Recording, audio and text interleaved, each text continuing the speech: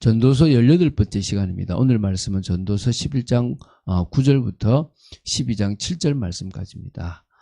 전도서 11장 9절, 10절 2절 말씀을 합독하고 전도서 11장 9절부터 12장 7절 말씀까지를 보도록 하겠습니다. 자, 그러면 전도서 11장 9절, 10절 말씀을 한 목소리로 합독하도록 하겠습니다. 청년이여 내 어린 때를 즐거워하며 내 청년의 날들을 마음에 기뻐하여 마음에 원하는 길들과 내 눈에 보이는 대로 행하라. 그러나 하나님이 이 모든 일로 말미암아 너를 심판하실 줄 알라. 그런즉 근심이 내 마음에서 떠나게 하며 악이 내 몸에서 물러가게 하라. 어릴 때와 검은 머리의 시절이 다 헛되니라. 자, 우리가 지금 전도서는 도입부에서 이미 인생의 절대 후무 문제를 제기하고 그것에 대해서 이제 본론부가 그 절대 허무 문제의 다양한 측면을 심층적으로 분석하는 동시에 그 해답을 새 위의 존재인 하나님과의 만남과 그 속에 있는 것으로 사중 강화를 하면서 이렇게 계속 이렇게 알려주고 있다고 말씀드렸습니다. 그 중에 지금 제4 강화를 보고 있고 오늘 마무리 지을 건데요. 전도서 8장 14절부터 12장 7절입니다. 제1교훈부와 비탄부를 그러니까 그 제4 강화에서 제1교훈부와 비탄부를 받고요. 이제 지금 제2 교훈부를 보고 있습니다.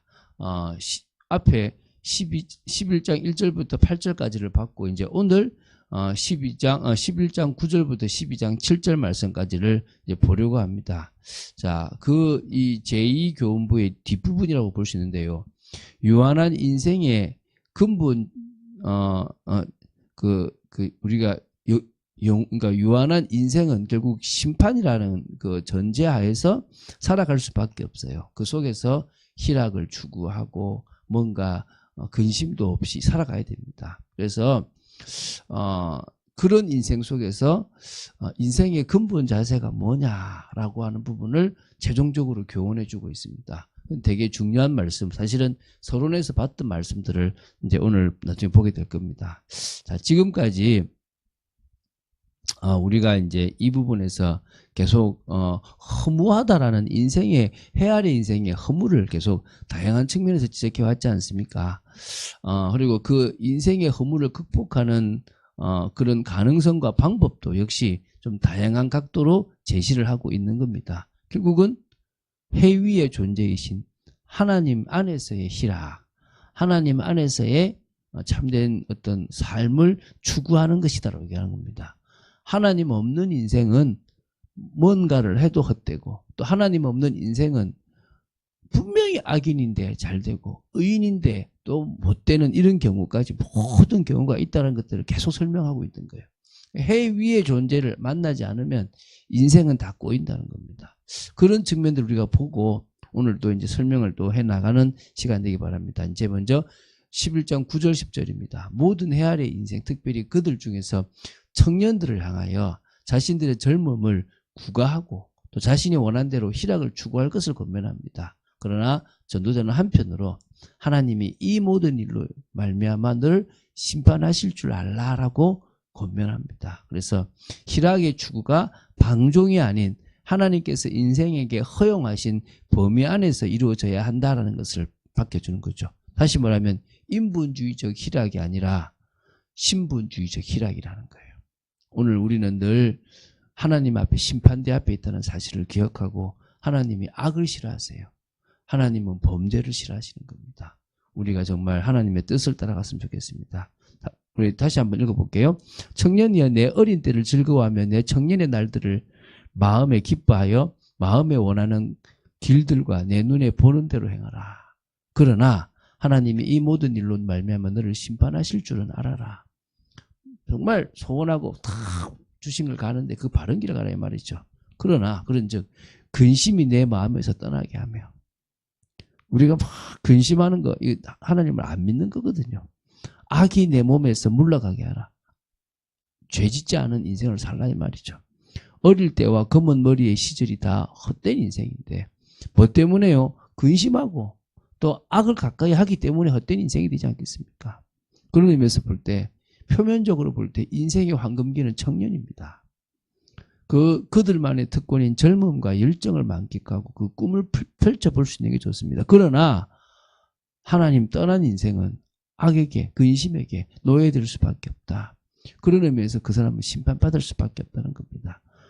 그래서 그리스도 안에서, 다시 말하면 하나님 안에서 우리는 뭐요? 가장 우리에게 주시는 그 기쁨과 또 희락과 모든 것들을 즐기라. 이 말은 이걸 여러분 기억하시게 되기 바랍니다. 자, 12장 1절부터 7절입니다. 전도자는 이 청년의 때에 그래서 할 건 뭡니까? 창조자를 기억하라는 겁니다. 그게 청년의 때 가장 뜨겁게, 가장 힘있게, 가장 하고 싶은 걸 할 수 있는 가장 시작이 된다는 겁니다. 그래서 인간의 젊음은 영원하지 않고 반드시 노쇠하게 되며 마침내 죽어 하나님께로 돌아가 심판을 받게 된다. 그렇기 때문에 청년의 때에 창조자를 기억하라. 청년의 때에 하나님을 바라봐라. 이 청년의 때에 하고 싶은 거 하는 인생, 나쁘지 않습니다. 근데 결국 심판을 두려워해야 될 줄로 믿습니다. 오늘 우리가 해 아래 인생이 주어진 생의 날들을 헛되이 낭비하지 말고 즐겨야 할 이유들을, 또 하나님의 심판이라는 측면에서 방탕한 삶을 멀리해야 될 이유들을 자꾸 설명합니다. 먼저 1절 2절 보겠습니다. 12장 1절 2절입니다. 너는 청년의 때에 너의 창조주를 기억하라. 곧 공고한 날이 이르기 전에, 나는 아무 낙이 없다고 할 해들이 가깝기 전에, 그러니까 창조주를 청년의 때인데 늙기 전에, 인생의 마무리가 되기 전에 기억하라는 거예요. 해와 빛과 달과 별들이 어둡기 전에, 내 뒤에 구름이 다시 일어나기 전에 그리하라. 자, 여러분, 창조주라고 하는 것은요, 바로 그분이 우리의 생명을 만드신 분이고, 그분이 우리의 모든 것을 계획하신 분이기 때문에 그분을 찾아가라 이 말입니다. 그래서 인생의 황혼기가 정말 찾아온 상황에서 말고 그 전에 젊을 때 인생을 지으시고 인생의 목적을 주신 하나님을 찾아가라 이 말입니다. 3절부터 5절을 보겠습니다. 그런 날에는 어떤 날입니까? 2절에 있는 것처럼 인생의 황혼기죠. 집을 지키는 자들이 떨 것이며 힘 있는 자들이 구부러질 것이며 맷돌질하는 자들이 적음으로 그칠 것이며 창들로 내다보는 자가 어두워질 것이며 길거리 문들이 닫혀질 것이며 맷돌 소리가 적어질 것이며 새의 소리로 말미암아 일어날 것이며 음악하는 여자들이 다 쇠하여질 것이며 또한 그런 자들은 높은 곳을 두려워할 것이며 길에서는 놀랄 것이며 살구나무가 꽃이 필 것이며 메뚜기도 짐이 될 것이며 정욕이 그치리니 이는 사람이 자기의 영원한 집으로 돌아가고 조문객들이 거리로 왕래하게 됨이니라. 자, 이 말씀에서 보면 인체의 노화 현상을 여러 비유로 표현했어요. 집을 지키는 자들은 이게 두 팔과 손이라는 걸로 비유했고요. 힘 있는 자들은 몸을 지탱하는 다리나 척추로 있고요. 맷돌질하는 자들은 이를 이야기하고요. 창들을 내다보는 자는 두 눈을 얘기하고요. 길거리의 문은 입을 상징합니다. 아울러 음악하는 여자는 발성기관이라고 보면 되겠고요. 살구나무가 꽃이 필 것은 노쇠 현상에 따른 백발 현상을 이렇게 의미할 수도 있습니다. 이렇게 이 전체적으로 인체의 노화를 비유로 설명하고 있습니다. 핵심은 뭡니까? 집입니다. 집. 이 인체를 집과 비교하면서 지금 설명하고 있지 않습니까?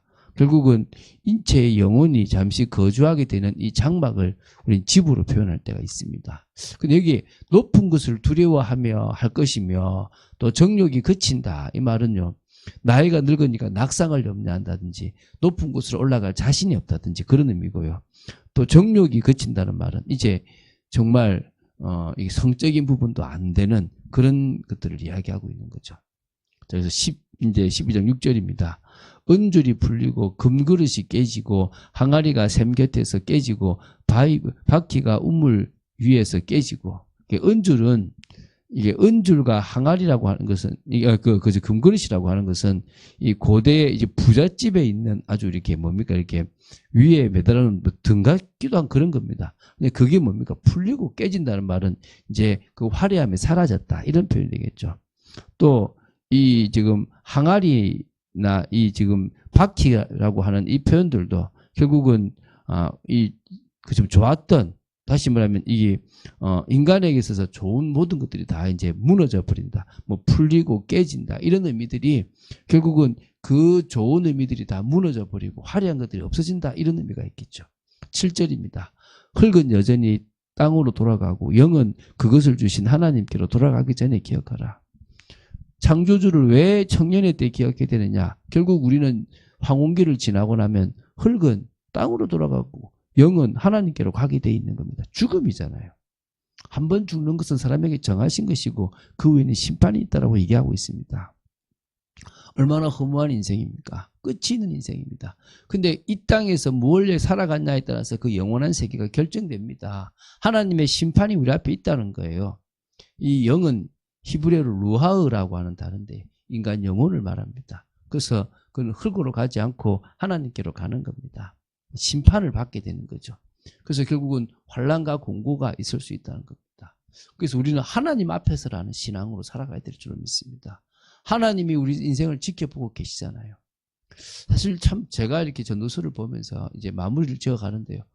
참 표현이 어렵고 뭔가 인생의 깊은 것들을 다루는, 그래서 어떤 의미에서는 이 공대 스타일이 저보다는 인문 계열의 스타일 아주 깊이 있게 철학을 한 사람이 더 나을 수 있는데, 근데 그 철학이라고 하는 것 역시도 하나님 없는 철학은 아무 의미가 없지 않습니까?